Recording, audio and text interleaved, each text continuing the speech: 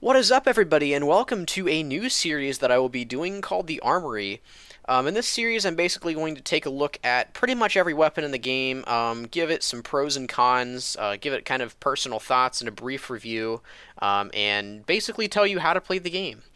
So the first weapon that I'm going to be going over is the Candy Cane, and the reason why I'm going over this one is because I have a strange professional killstreak version that I use quite often, and I thought, I might as well share my thoughts on this. So the Candy Cane is a weapon that I don't think really a lot of people use. Its stats are, on kill, it drops a small health pack with the downside of 25% explosive damage vulnerability on the wearer. Now, on the first glance, this can actually seem really good. Being able to restore 25 health after you get a kill is actually really good, especially if you've taken damage from the recent battle. The only problem with this, though, and its massive glaring downside, is the 25% explosive vulnerability. Now, I'm sure some of you are thinking, oh, it's just a little bit of extra damage, so what? Let me actually put some numbers in there for you. So, grenades normally do 100 damage. Well, with 25% extra damage, grenades now do 125 damage, which means instead of being able to usually face a demo man just head on, a grenade's going to one-shot you, so you pretty much have to be extremely careful anytime you're near a demo man. And that's not to say that soldiers aren't a huge issue either, because I believe you can be one-shot from like 115 health instead of the 90 health that you normally have to be at. So there are some massive downsides to that, and it really reduces your survivability. However, if the enemy team doesn't have a whole lot of explosive users, you actually can get quite a bit of use out of this weapon. Another interesting thing that this weapon has, and I don't know if it's really intended or not, but it can be an extra neat little use, is you can use it to spy check. If you kill a spy and he is using the dead ringer, the health pack will not actually drop, so you can tell if he's nearby or not, based on whether he actually drops the health pack.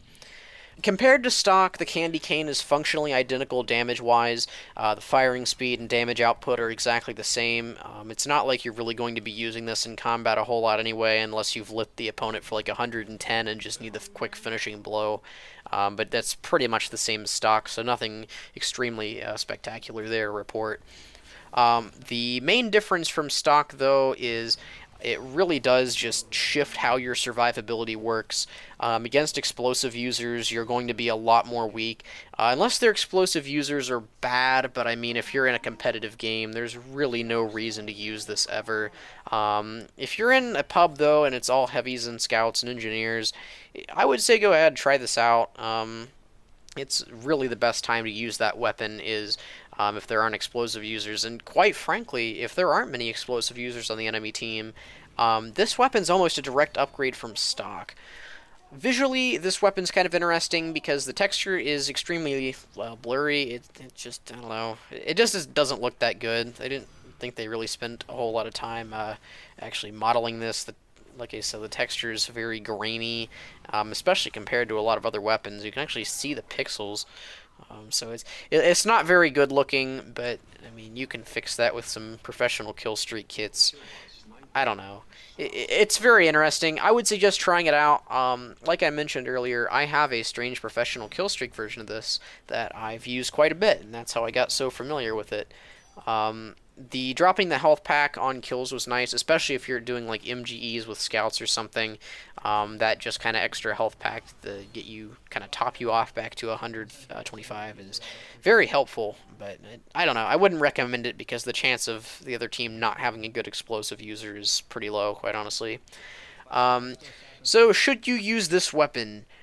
I would honestly say maybe. It's very situational. It's hard for me to definitively say yes or no, one way or the other.